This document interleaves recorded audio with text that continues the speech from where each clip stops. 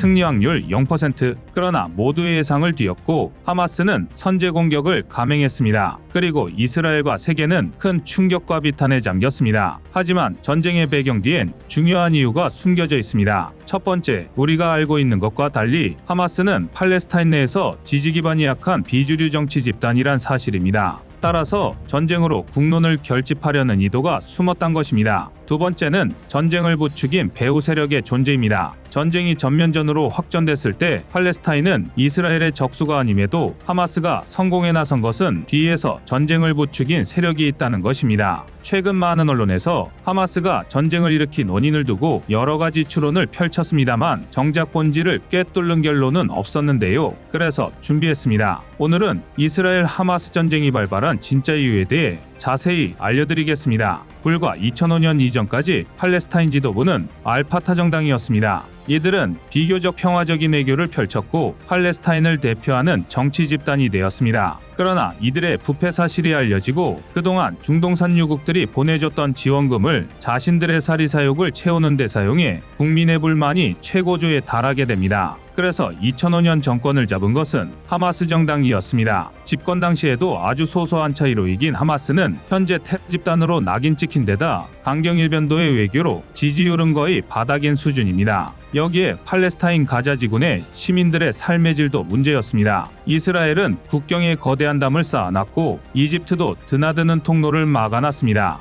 사실 230만 명을 가둬둔 초거대 교도소나 마찬가지인데요. 언론을 통해 알려졌지만 식수나 식품, 전기도 끊어진 상황, 북한보다 참혹한 환경에서 살고 있습니다. 일례로 가자 지구는 굉장히 심각한 물 부족에 시달리고 있는데요. 이는 외국의 원조로 수도 파이프를 매설하면 거꾸로 하마스가 캔에서 가삼로켓 몸통으로 사용하는 등 바보 같은 짓을 저지르고 있기 때문입니다. 또 하마스는 이런 행동을 구국을 위한 영웅적인 행동으로 포장하고 있습니다. 이런 국민에게 죽음이나 패배는 의미가 없고 이래 주거나 저래 주거나 마찬가지 상황이죠. 이들에게 삶과 죽음은 큰 차이가 없는 것입니다. 그렇다면 하마스가 이번 전쟁으로 원했던 것은 무엇일까요? 첫 번째는 이스라엘을 국제적으로 망신주는 것과 피해를 입히는 것입니다. 이는 상당 부분 효과를 봤습니다. 두 번째는 이스라엘과의 협상입니다. 이스라엘은 그동안 하마스를 테러 조직으로 규정했기 때문에 협상 테이블에 함께 앉는 것을 거부해 왔는데요. 어쨌거나 전쟁을 종결시키려면 휴전이든 정전이든 테이블이 차려질 것이고 이때 요구 조건을 관철하겠다는 것이죠. 더구나 미국보다도 자국의 인질과 인명피해에 민감한 이스라엘의 행보를 봤을 때 하마스의 뜻대로 사태가 진행될 가능성이 큽니다.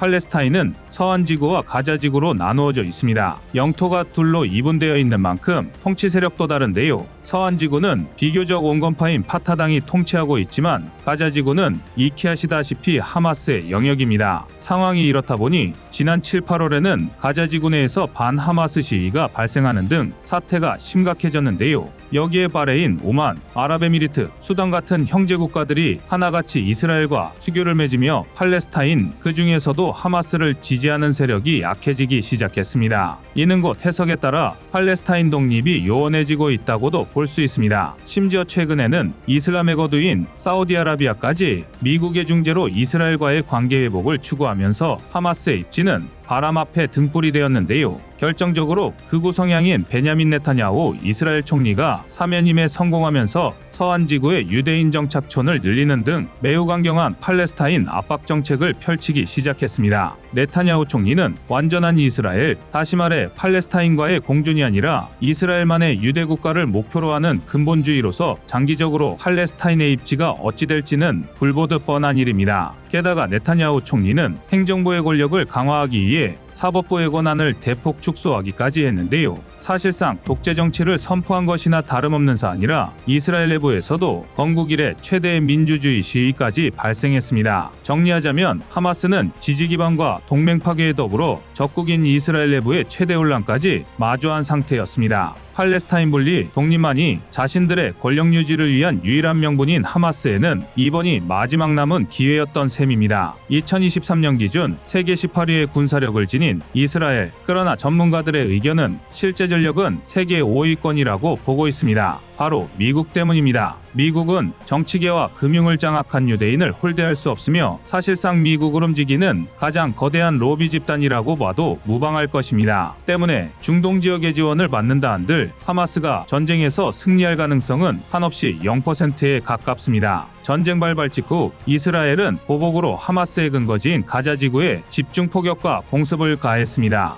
여기까지는 지극히 당연하고 정상적인 대응처럼 보이는데요. 그런데 문제는 가자 지구의 특성이 있습니다. 가자 지구는 하마스의 군사시설과 민간인 거주 지역이 어지럽게 뒤섞여 있으므로 반드시라고 해도 좋을 만큼 민간인 피해가 수반됩니다. 물론 이스라엘도 이를 모르지는 않습니다. 그러므로 루프노킹 전술을 사용하는데요. 쉽게 말해 하마스의 군사시설을 폭격하기 전 주변의 민간인 건물의 경고문을 살포하고 현지어 안내방송을 송출하는 등 민간인 대피를 위한 최소한의 유예 시간을 주는 전술입니다. 하지만 그 시간이라는 게 기본적으로는 10분에서 15분, 짧으면 5분에 불과합니다. 인구 밀도가 높은 가자 지구에서는 자칫하면 수만의 사상자가 발생할 수도 있는 위험한 방식입니다. 아무리 당한 게 있다 해도 이스라엘의 대응이 인도적으로 손가락질 받을 수밖에 없는 이유인데요. 특히 이번 전쟁에서 이스라엘이 지상군 투입까지 대피를 위해 가자 지구 주민들에게 준 시간은 고작 24시간에 불과합니다. 가자 지구 주민이 200만 명이 넘는다는 걸 감안하면 턱없이 적은 시간입니다. 실제로 UN, EU, 심지어 미국까지 지상군 투입은 지나치게 섣부르다며 이스라엘을 뜯어말리고 있습니다. 전면전으로 가면 팔레스타인이 승리할 확률이 0에 수렴하지만 가자 지구 내 지상전만큼은 하마스도 해볼 만하다고 여기고 있습니다. 그들은 지하 깊숙한 곳에 땅굴을 이용해 이동하며 무기를 숨겨두고 있는데요. 같은 하마스 대원끼리도 얼굴 노출을 안 할 만큼 개인의 신변이 비밀에 쌓여 있어 이들을 선별해내기도 쉽지 않은 상황입니다. 정말 이스라엘이 가자 지구를 군사적으로 점령하길 원한다면 수십만의 민간인 피해는 물론 자국의 인명 피해도 적지 않을 것입니다. 그리고 이것을 누구보다도 잘 알고 있는 미국과 이스라엘이기 때문에 망설이고 있는 것인데요. 모든 명분은 소멸성이 있습니다. 그들이 보복할 수 있는 시간은 정해져 있고 희생될 팔레스타인인들의 숫자도 한정될 것입니다. 10월 7일 침략 직후 하마스에 점령되었던 크파르아자 지역은 이스라엘군의 공격에 해방되었지만 그 짧은 시간 동안 어린아이를 포함한 150명 이상이 목숨을 잃었습니다. 또한 이스라엘의 폭격으로 병원으로 피신해 있던 민간인 500명 이상이 희생되었습니다. 사태 발발 초기 전 세계가 이스라엘을 지지하고 응원을 보냈지만 인명피해가 커지자 이를 말리고 규탄하는 목소리도 점점 커지고 있습니다. 미국과 이스라엘의 수뇌부도 이 상황이 고민스러울 것입니다. 속전속결로 결론 내기 어려운 지상전이 시작되고 전쟁이 장기화한다면 이들은 과거 베트남전과 같은 악몽 속에 깊게 빠지게 될 것을 두려워하고 있습니다. 물론 이런 이스라엘의 고민과 위기를 절묘하게 노린 세력들도 있습니다. 평화의 분위기가 찾아온 중동이지만 여전히 반미 노선을 걷고 있는 나라도 여러 존재하는 것이 사실이고 이스라엘 자체를 재앙이라고 표현하는 레바논의 헤즈볼라나 이란은 노골적인 적대 감정을 드러내고 있습니다. 특히 이란은 이번 사건의 배후에 있다고 추정되고 있으며 그동안 하마스에 꾸준히 군사적, 경제적 지원을 보내고 있었음이 밝혀졌습니다. 사우디아라비아도 마찬가지입니다. 그들은 표면적으로 미국과 서방에 우호적인 제스처를 보내고 있지만 중동맹주로서의 체면도 있으며 팔은 안으로 굽는다고 반이스라엘, 반미 세력을 지원한 이력도 있죠. 이들은 모두 중동 내에서 이스라엘의 세력이 커지는 것을 원치 않으며 이번 기회야말로 이스라엘을 약화시킬 절호의 기회라고 생각하고 있습니다. 미국도 이스라엘만큼 골치가 아프게 생겼습니다. 대선이 1년 앞으로 다가온 상황에서 그들은 이스라엘을 소홀히 대할 수도 배신할 수도 없습니다. 또한 모처럼 사우디아라비아와의 관계 개선에 청신호가 켜졌는데 이번 전쟁이 중동 전쟁으로 확전된다면 그동안 공들여 쌓아 올린 공로가 모두 수포가 될 것입니다. 이처럼 이스라엘 하마스 전쟁의 이유는 딱 하나로 규정할 수 없고 각국의 입장과 이해관계가 얽혀있어 전개 과정도 쉽사리 예측이 어려운 상황입니다. 종교적, 역사적, 민족적, 사회적 앙금이 첫 번째 이유일 테고 그 내면에는 권력에 대한 투쟁과 강대국들의 이권 다툼이 숨어 있습니다. 그러나 사우디는 평화에 길들어 있는 데다가 아직 전쟁보다는 평화가 자신들에게 유리하다고 판단하고 있습니다. 이란 역시 이스라엘과 미국을 괴롭히고 싶지만 자신들이 직접 그들과 싸우거나 대리전을 치르고 싶지는 않을 것입니다.